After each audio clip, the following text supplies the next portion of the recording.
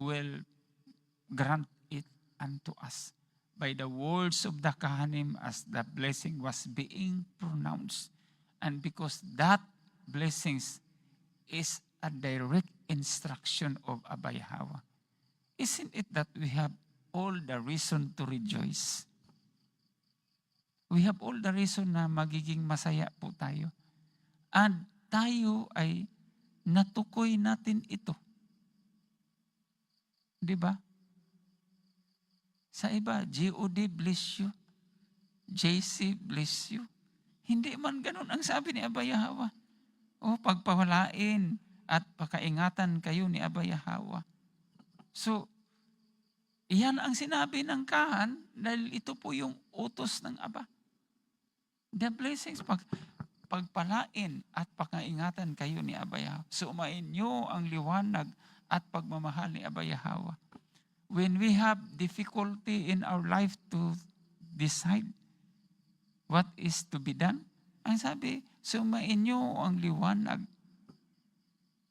Kung magkaroon tayo ng kaliwanagan sa ating mga desisyon, tama ang mga desisyon natin because the Kahanim pronounce a blessings.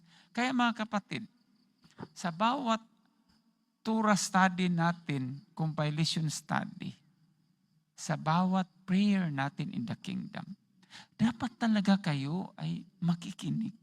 Lalong-lalo sa part ng pronouncement of blessing. Kasi this is a direct paano mo masasabi, sumain nyo ang liwanag? Wala ka. Oo, hindi ka man nakikinig. Kaya siguro minsan ang mga desisyon, medyo sablay. Dapat talaga.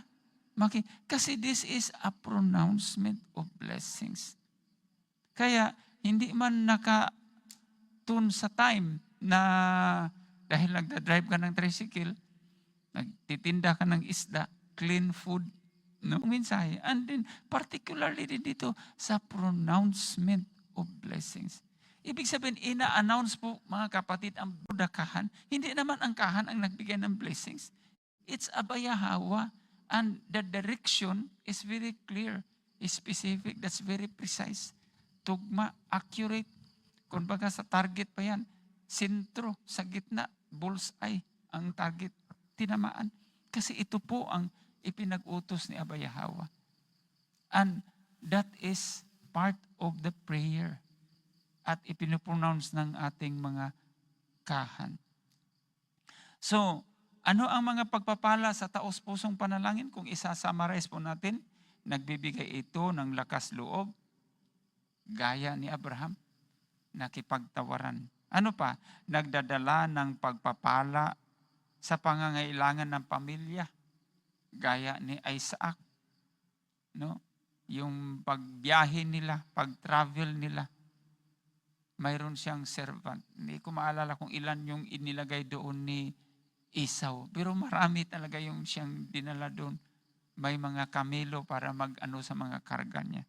Okay? Ano pa? Nagpapatatag ng sa oras ng pakikibaka. Ay, yung isa kay Isaac, yung pagkaroon niya ng anak. Itong isa kay Jacob, yung pakikibaka niya sa kanyang panalangin. No? Na sa bukas ng pintuan ng tunay na kapayapaan mula kay Abba Yahweh. Ang pagpapala na ating matatanggap ayon sa kaloob ni Abba Yahweh in His grand design. When He said, tell Aaron, this is how you're going to bless the Yasharal people. Commandments po yan mga kapatid. Commandments. So ibig sabihin kapag pinag-utos, kasi yan ang paraan na magbigay siya ng blessings. Kailangan natin makinggan. Dapat ang panalangin na ito, it's a music to our ear. At ito ay kaluwagan sa ating mga sarili.